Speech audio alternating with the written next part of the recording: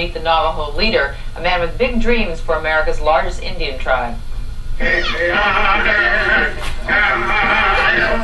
What's our perception of Indians? I think the perception that I gather is that Indians are still living in teepees on a small piece of reservation and really have nothing other than to sit there and wait for government to give them something. Peter McDonald, elected chairman, the leader of the Navajo Nation. He's a born-again capitalist. The reservation's about the size of West Virginia. It takes up much of the northeast corner of Arizona. There are 200,000 Navajos, the biggest tribe in America. Here at the fair in one of the reservation towns, Tuba City, McDonald's all politician. This is one of his platforms: mutton yes, alcohol no. But most know him for his new slogan, Navajo means business. The 50% unemployment rate here is a way of life, and socialism's the natural order of things. Well, no more if McDonald has his way. He's promising jobs and big change. We want to go free enterprise. We want to compete with everybody. We talked in the shadow of Window Rock, the capital of the Navajo Nation. The chairman came ready to do business and dressed for it. He sells Navajo, and he sells it hard. I would like to bring to the reservation the same opportunity that exists on the outside for Americans, so that we will not have to depend on federal government or anyone else. Over 100 years ago, the federal government decided it'd be smart to put American Indians someplace out of the way where they couldn't be troubled. So they told the Indians, you stay on reservations, leave us alone, and we'll take care of you like helpless children. Well, the government's done a rotten job of it. A lot of Indians are fed up with being the sickest, poorest, worst educated, drunkest group in America. Now they want to take care of themselves.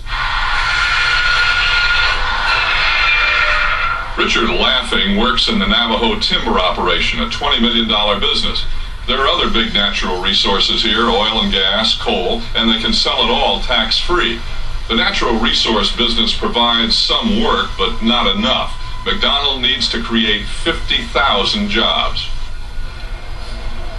He wants to see more places like this. General Dynamics came here over 20 years ago. The deal was to employ only Indian labor, people like Valsita Yellowhorse. She makes circuit boards for Navy missiles. Why should a company go to Taiwan, Hong Kong, when they could be here on the Navajo reservation? There are lots of reasons. One, the bureaucracy between the tribal government and the United States government that dumped nearly $300 million into this reservation last year. There's enough red tape to scare anybody off. Two, the Indians own the land, the buildings, and control the labor. If a business goes belly up, there's little an outsider could do to protect his investment. Three, and maybe most important of all, ambitious young Indians like Sylvia Mitchell equate success with getting out of here. If you could pick a place, a city to go live, where would you like to go? Las Vegas. She is 23, lived here all her life. Now she's making Levi's, a supervisor at a Navajo-owned factory. The folks who set up our tribal tour thought it'd be nice if she wore a traditional Navajo outfit and jewelry to work this day, even though she never does or ever would. Sylvia doesn't exactly live the traditional Indian image.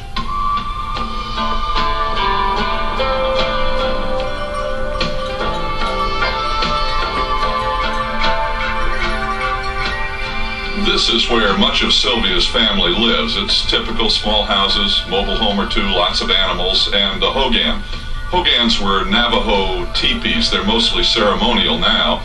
Inside, Sylvia's grandmother-in-law weaves a Navajo rug.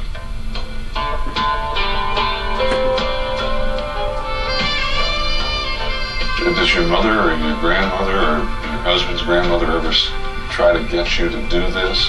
Not very much, because they know that I'm not willing to do it. You're not? No. They're not going to be sheep herders. They're not going to be cattlemen. They're going to be entrepreneurs. They will want a high-rise building in which to work, to practice their profession here on the reservation. Sometimes I wish I was out there in the big city where I'll know more more about what's going on out there than being stuck here. Peter McDonald's got hard choices to make. There are many who say Indians just aren't ready for this. They're too conditioned to be dependent, too poor and uneducated to jump right into big business. And moving too far too fast could mean the end of the Navajo culture. But if they stand still, their culture could die anyway. Too often people like to think that Indians are quaint and relics and they should remain as museum pieces. That's not what we want.